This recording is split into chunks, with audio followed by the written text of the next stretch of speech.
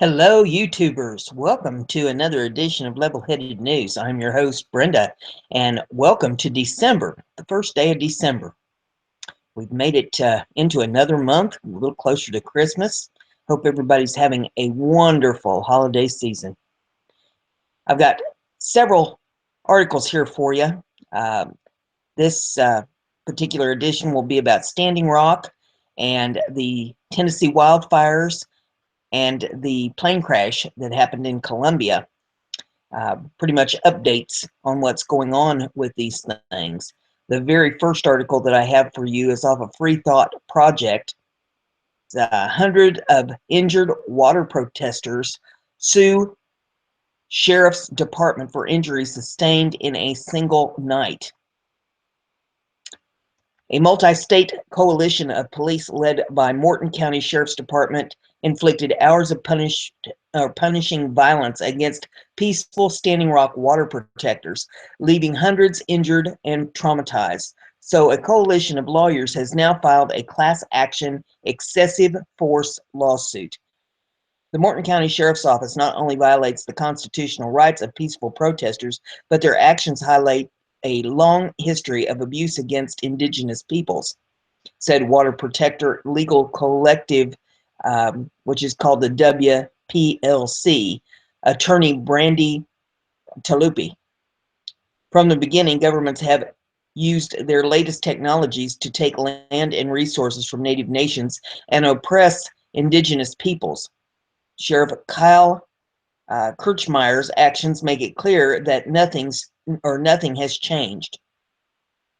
An initiative of the National Lawyers Guild called the WPLC, according to the NLG website, filed the class action suit on behalf of persons who were injured on the night of November the 20th and early morning of November the 21st. Seeks an immediate injunction preventing the Morton County Sheriff's Department and other law enforcement from using impact munitions such as rubber bullets and lead-filled beanbags, water cannons and hoses, explosive tear gas grenades, and other chemical agents against the protesters.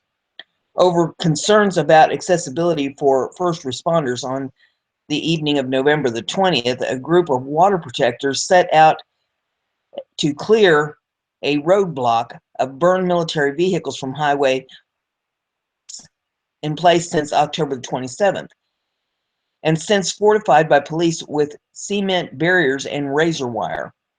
Officers in military-style riot gear then began firing rubber bullets at the small group, attracting the attention of water protectors in nearby Oseti Sakowin camp. A group of water protectors rushed to the scene at Highway 1806's backwater bridge and angrily chased police for chastised police for unnecessary force. These heavily and unnecessarily militarized officers, instead of responding to concerns, ambulances have difficulty accessing and leaving the Standing Rock Sioux Reservation, unleashed the furious assault against the crowd as night fell. That offensive by police lasted for over 6 hours, unrelenting in scope and force, leaving hundreds injured, a few severely. Eyewitnesses, medics, and independent journalists at the scene reported law enforcement targeting people's heads it says heads, legs, and with rubber bullets. Okay, something's amiss in the way that was written.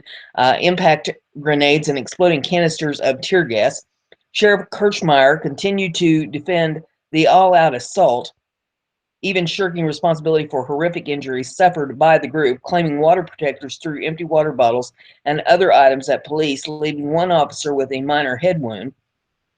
Use of weaponized water in sub-freezing temperatures and parallels to the use of fire hoses against black civil rights protesters in the 1960s. Kirchmeyer boasted he wouldn't hesitate to do it again. However, the WPLC cataloged many of the wounds in the lawsuit, and the descriptions are a striking contrast to a single injury suffered by one officer. The complaint describes the excessive force with which the 9 class representatives were met while peacefully protesting. 5 are native, including 2 members of the Lakota Nation. Vanessa Dundon of the Navajo Nation was hit in the eye with a tear gas canister that was shot by police directly at the crowd of water protectors.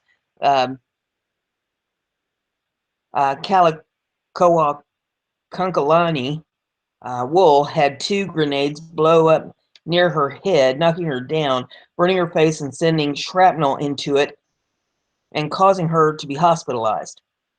Crystal Wilson was shot with a water cannon, tear gassed, and shot with a munition.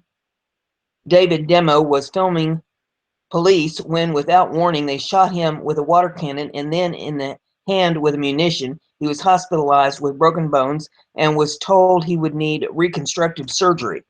Gary Dullknife III saw a water protector knocked to the ground by a water cannon. As police sprayed her on the ground, he tried to move her away. He was shot in the chest, stomach, and leg by impact munitions. Sarah Marie Bruce was peacefully protesting when police sprayed her with water cannons. She was then hit in the genitals with a grenade and was hospitalized. Frank Finnan was taking a picture when he was shot in the abdomen and knocked to the ground by a rubber bullet. Israel Hoagland Lynn tried to help 2 people who had been shot with water cannons and rubber bullets and was shot in the back of his head by an impact munition. He lost consciousness, was hospitalized, and needed 17 staples for head wounds. Noah Michael Trenner, while praying, was shot by water hoses or cannon. Once on the ground, he was shot in the head by an impact munition. Bleeding badly, he was hospitalized. WPLC lawyers rightly deemed the attack violent, unjustified, and unprovoked in the lawsuit, which calls for emergency order to halt police use of impact weapons, chemical agents, weaponized water, and other dangerous and punitively less than lethal items against the peaceful protesters.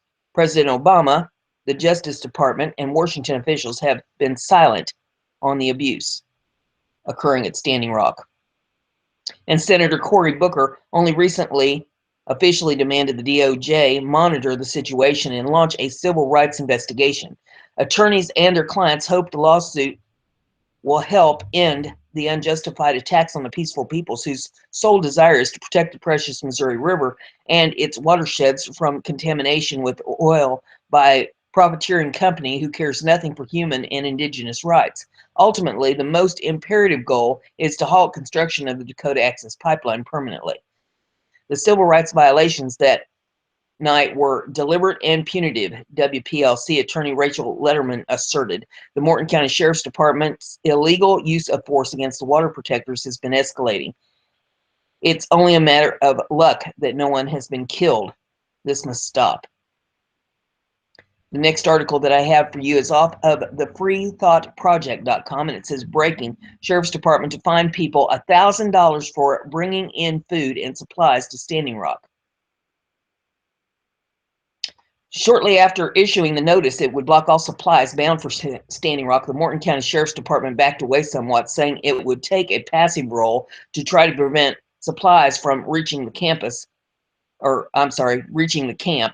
by issuing hefty $1,000 fines for vehicles attempting such deliveries, saying it had interpreted the evacuation order as a reason for a blockade. That is the understanding that we had initially, but we had to get that clarified, Herr told Rutgers. The governor is more interested in public safety than setting up a roadblock and turning people away.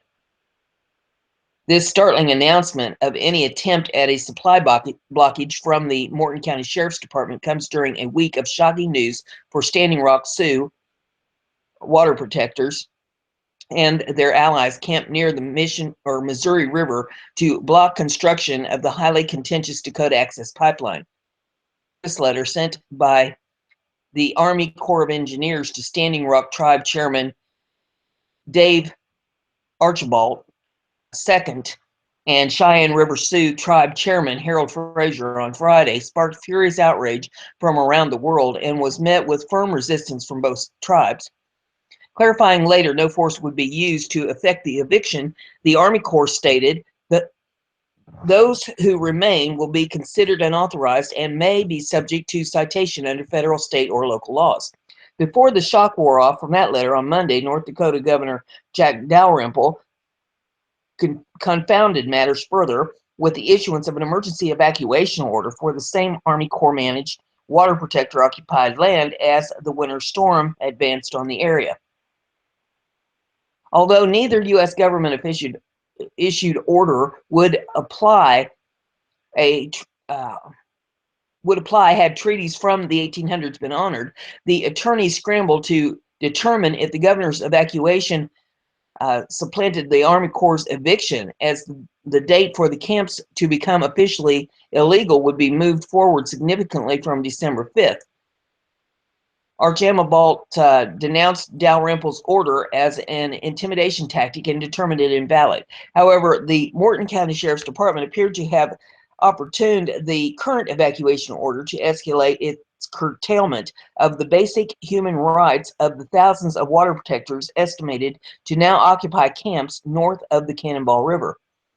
Legally and technically speaking, both orders effectively closed the camps, except for a Sacred Stone camp located south of the river, to access by both the public and emergency services. Thousands of veterans have been planning to arrive at the camps on December the 4th to defend water protectors from the brutal police tactics employed by the multi-state coalition of police led by the Morton County Sheriff's Department, and they haven't yet changed those plans. According to an update from Rutgers, Governor Dalrymple spokesman Jeff Zent said, "There is not going to be any blockade of supplies." While so much about these breaking developments remains unclear thanks to the lack of information from authorities and officials, one thing is certain: blocking food and supplies by any means from reaching the water protectors who have vowed to stay through the winter is not only a violation of human rights and basic decency. If effective, it has potential to be a horrific tragedy in the making. There's an update. It says, in recent posts to social media, the American Civil Liberties Union urged anyone who have been pulled over while delivering supplies to Standing Rock to contact them for an ongoing investigation into the constitutionality of the governor's mandatory evacuation order. Originally reported, supplies including food and building materials will be blocked from entering the main camp following Governor Jack Dalrymple's signing of an emergency evacuation order on Monday, said Maxine Eyre, a spokeswoman from Morton County Sheriff's Department. Eyre flatly stated, according to Rutgers, they have delivering to them. We will turn around any of those services. Although the governor's order went into effect immediately, North Dakota Department of Emergency Services spokeswoman Cecily Fong noted no deliveries to the campus had yet been turned away as of Tuesday morning. However, the building materials intended for the site are a top priority because the camp is not zoned for permanent structures. Rutgers reported, she said, propane tanks also will be blocked because they have been used in attacks against law enforcement. The later claim has been proven false by eyewitnesses' video from the night of November the 20th to the 21st, when law enforcement assaulted peaceful water protectors for over 6 hours in a nonstop barrage of rubber bullets, tear gas, impact and concussion grenades, and even weaponized water, and temperatures dropping into the low 20s Fahrenheit. Sophia Wineski's arm was nearly ripped from her body when an impact grenade exploded, but the sheriff denies police used any weapon that could have caused such damage, despite evidence seen by the surgeons working to repair her traumatic wound. Rutgers backed away from its original report after Morton County Sheriff's Department adjusted its plans in accordance to the governor's intent, updated to reflect those changes.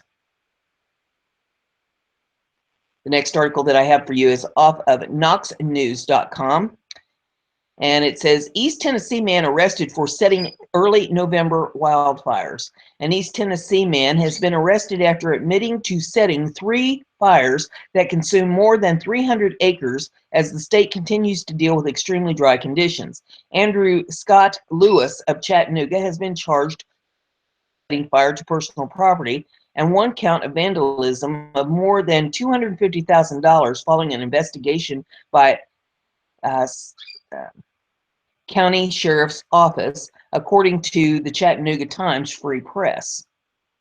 Lewis admits to setting 3 separate fires in the Smith Mountain and Blue Mountain area, causing a brush fire that has been burning for 6 days as of Friday, threatening several homes and casting a haze of smoke over the area. Is one of many burning in the eastern half of the state as extremely drought can, or as that, and try that again.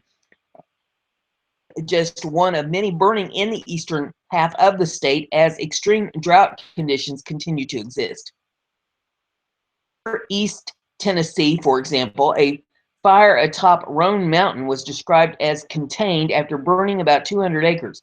Arson is suspected in that blaze. In Hamilton County, a volunteer firefighter was injured while battling a wildfire and had to be hospitalized.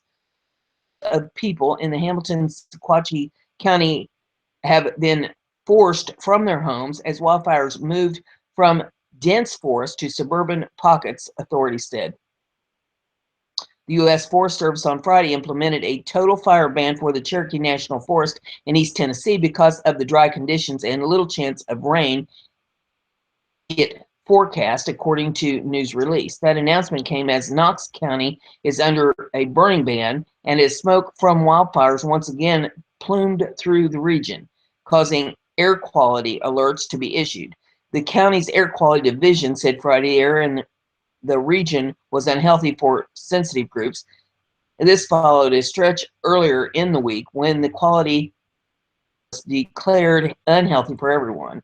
On Thursday night, the Tennessee Emergency Management Agency declared a level 3 state of emergency due to multiple wildfires in the state, where more than 53 active fires are burning. Wildfires in Bledsoe, Hamilton, Monroe, and Sequatchie counties have burned more than 6,000 acres, according to TEMA. Details of the fire ban in the Cherokee National Forest until further notice, according to the Forest Service release. There is no building, maintaining, attending, or using a fire, charcoal, or stove fire inside or outside developed recreational sites. Smoking is prohibited except within an enclosed vehicle or building or recreational site, or while stopped in an area at least 3 feet in diameter that is barren or cleaned of all flammable material. The use of portable lanterns, stoves, or heating equipment using gas or pressurized liquid fuel is allowed. The total fire ban was necessary because of current conditions and the potential for wildfires. Cherokee National Forest Supervisor Jaw Morris said, "I want to remind National Forest visitors that this ban applies to all areas of the Cherokee National Forest, including developed recreational areas. The Tennessee Wildlife Resources Agency has also asked sportsmen to follow burn bans issued in specified counties across the state. We want to work with local officials who are worried about dry conditions caused by Tennessee's drought," Ed Carter, the executive director of the Tennessee Wildlife Resources Agency, said in a news release. "We're requesting that our from building campfires on all WMAs, but it is required in counties with burn bans." Earlier this month, the Great Smoky Mountains National Park a fire ban in the park's backcountry. The ban only applies to campers utilizing the park's 100 plus backcountry sites and shelters. It does not affect campers in the park's 9 front county campgrounds or picnickers using fire grills at picnic areas. Beginning in April has put Knoxville's area more than 6 inches below normal precipitation for the year, 10 inches below normal in Chattanooga. Just 1.6 inches of rain has fallen in Knoxville area since September the 1st, which is 24% of what is normal during that time. Other federal forests in the region have been placed under similar bans, according to Terry McDonald, a spokesman for the U.S. Forest Service. At Pisgah National Forest, they have done the same thing. He said Georgia did the same thing in Chattanooga. Oconee National Forest. He said that a week ago. 18 fires burned up about 1,000 acres of 655,000-acre Cherokee National Forest. This week has been relatively okay, McDonald said. And there are pictures in this article if you want to pull it up and take a look at that. That is extremely sad. There is another story attached to this one, which I'm going to read, donating to wildfire recovery. Dollywood is poised to make a significant contribution to recovery from deadly wildfires that swept through Sevier County on this week. County Mayor Larry Waters said on Wednesday night. A vigil for victims. Waters said he expects an announcement at 9 p.m., but did not offer any details. The spokesman for Dollywood would not comment on the announcement, but advised people to tune in to Dolly patrons NBC special Christmas of Many Colors, which is scheduled to begin at 9 p.m. People were killed by the wildfires that pushed into Gatlinburg and Pigeon Forge on Monday and Tuesday. Officials said hundreds of homes and businesses were damaged or destroyed. Next one that I have for you is off of BizPac Review, and it says Dollywood worker says he had goosebumps when he found this scorched Bible verse. When you read it, you'll get why he burst into tears. Tennessee man made a startling and rather holy discovery while cleaning up after wildfires scorched areas of Gatlinburg. The Dollywood employee, Isaac McCord, claims he found a lone Bible page partially burned by the intense fires that have ravaged the area. He posted a photo of the page, which he said he found under a park bench while cleaning up, to Facebook.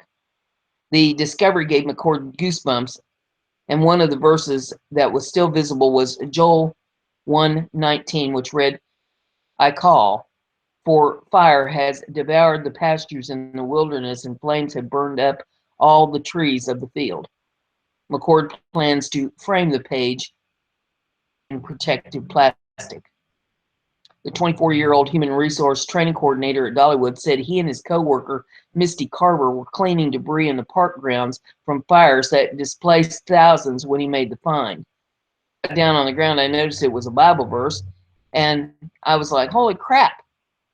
On a phone interview with Knoxville News Sentinel. It was in a puddle of water. I said, I want to take care of this the best way I can, so I gently scooped it up and carried it out the best I could. Calling Carver over to look at the page, McCord words. We were like, this is unreal. This is unbelievable, McCord said. When we looked at each other, and I will never forget this moment. We both burst into tears. I was ghost white, and we just prayed. There was nothing else to do. McCord, who admitted he was not highly religious before the discovery, believes the incident has deeply affected him. I wanted to share this message because it brought me to tears, he told the Sentinel. This message because I think that faith and hope is very powerful in a situation like this. There are hundreds of people who are displaced and have lost their homes. Most of these people will cling to faith, trying to get social recognition. I would say to anyone who wants to call it fake, call me. Please call me. It's something that I'll remember for the rest of my life. And the final article that I have for you in this segment is off of MSN.com, and it says, pilot told Columbia controllers no fuel before the crash. In the sometimes chaotic exchange with air traffic tower, the pilot of the British-built jet could be heard repeatedly requesting authorization to land because of fuel problems. A female controller explained another plane had been diverted with mechanical problems and had priority, instructing the pilot to wait 7 minutes. The plane circled in a holding pattern. The pilot grew more desperate. Complete electrical failure without fuel, he said in the tense final moments before the plane set off on a 4-minute death spiral that ended with it slamming into a mountainside on Monday night. Just before going silent, the pilot said he was flying at an altitude of 9,000 feet and made a final plea to land. Vectors, senorita, landing vectors. The recording, obtained Wednesday by Colombian media, appeared to confirm the accounts of surviving flight attendant and a pilot flying nearby who overheard the frantic exchange. These, along with the lack of explosion upon impact, point to a rare case of fuel running out as a cause of the crash of the jetliner, which experts said was flying at its maximum range. For now, authorities are avoiding singling out any one cause of the crash, which killed all but 6 of the 77 people on board, including members of the Brazil's Chapecoense soccer team traveling to Medellin for Sud-American finals, the culmination of fairy tale season that had electrified soccer-crazed Brazil. A full investigation is expected to take months and will review everything from the 17-year-old aircraft's flight and maintenance history to the voice and instrument data in the black boxes recovered Tuesday at the crash site on a muddy hillside. The U.S. National Transportation Safety Board was taking part in the investigation because the plane's engines were made by an American manufacturer. Continued, morning soccer fans in Medellin and the southern Brazilian town of Chapeco, the two cities' soccer stadiums for simultaneous candlelight vigils. The 6 survivors were recovering in hospitals, with 3 in critical but stable condition, while forensic specialists worked to identify the victims so they could be transferred to a waiting cargo plane, the Brazilian Air Force, to reparate the bodies.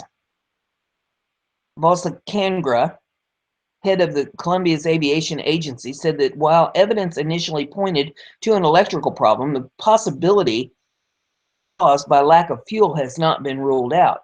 Planes need to have enough extra fuel on board to fly at least 30 to 45 minutes to another airport in the case of an emergency, and rarely fly in a straight line because of turbulence or other reasons. Before being taken offline, the website of La Mia charter company said the British Aerospace 146 Avro RJ-60, or excuse me, the RJ-85 jetliner's maximum range was 2,965 kilometers, 1,500 nautical miles, just under the distance between Medellin and Santa Cruz, Bolivia. Originated, carrying close to its full passenger capacity. It's confirmed by the investigators it would be very painful because it stems from negligence. Balkengra told Caracol Radio on Wednesday when asked whether the plane should not have attempted such a long haul. One key piece to unlocking the mystery could come from Sanchez, a Bolivian flight attendant who survived the crash and told rescuers the plane had run out of fuel moments before the crash. Investigators were expected to interview her Wednesday at Medellin, where she is recovering. We ran out of fuel. The airplane turned off. The rescuer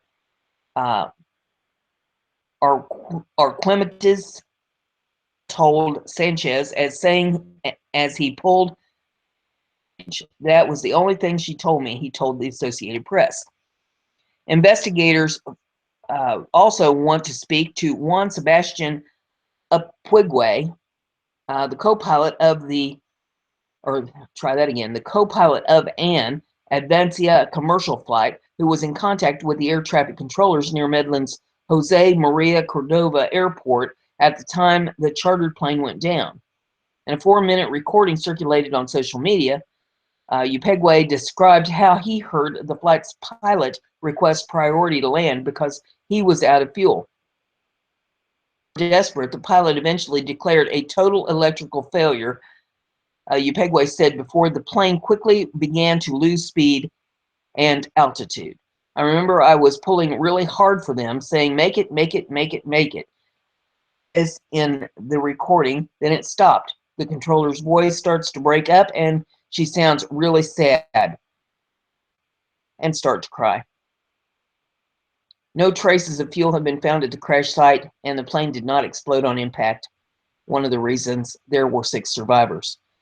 However, there could be no other explanations for that. The pilot may have, however, there could be other explanations for that. The pilot may have intentionally dumped the fuel in hopes of reducing the risk of a fireball in the crash, or the aircraft could have suffered a fuel leak or other unexplained reason for losing fuel.